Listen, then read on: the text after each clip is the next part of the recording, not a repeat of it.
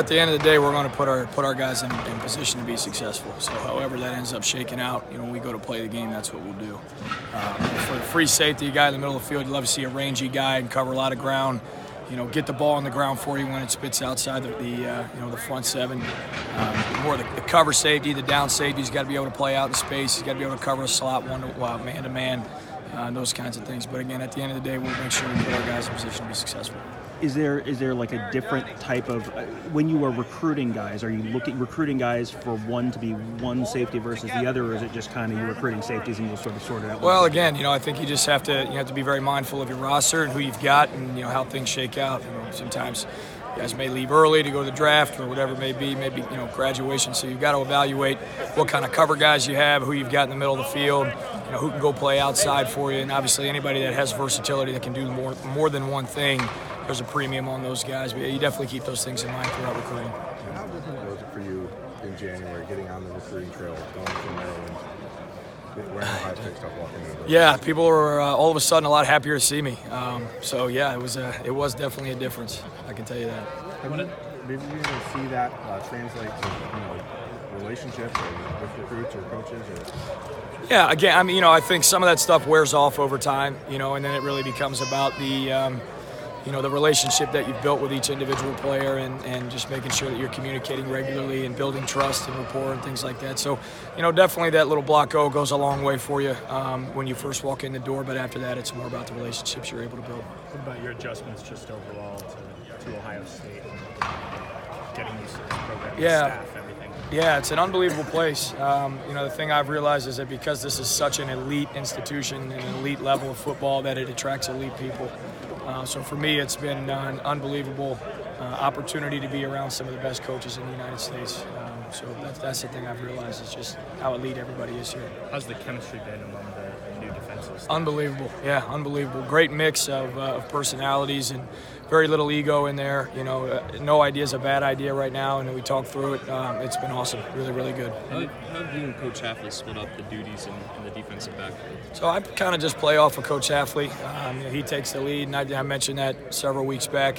That I think anytime you've got too many voices in the secondary, that can create issues. So Coach Hafley's as good as I've ever been around at any position, and he's a mastermind in the secondary. So great opportunity for me to continue to build my skills there. But we're just kind of playing off each other. It may be period to period, even at practice. He may have the corners for one period, and then I'll take him the next. Just playing off each other. Right. So it's not specific. No, it's not. No, it's multiple even within each day. Who are some of the guys in that defensive backfield who have kind of caught your eye? 7 practices in the spring. I've been impressed really with all of them, just how hard they're willing to work. How much they embrace the process. That speaks to the culture here that Coach Meyer has established and Coach Day has continued.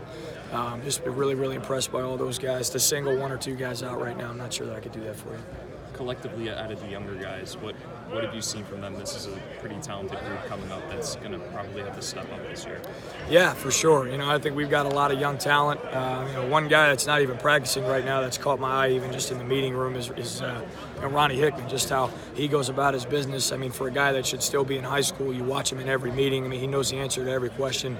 He's asking me questions, without even me prompting him and things like that. So just been really impressed by him. But that's the culture. That's how really all of our guys You mentioned Ronnie Hickman. He's a guy coming off an ACL injury. He's been dressing for practices. How much is he able to do?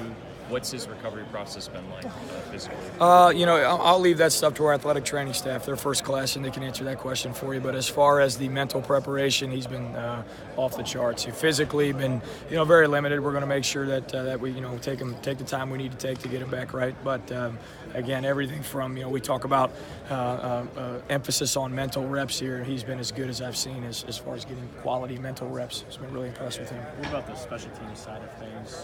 How does that work in terms of when you're with them and who are you working with there? How's that going? Yeah. So, the special teams meetings, you have almost the entire team. Sometimes, the O-line and D-line aren't in there, but really everybody else is in there. And I look forward to that opportunity to not just coach necessarily the specifics of special teams, but really just coach the fundamentals of playing the game.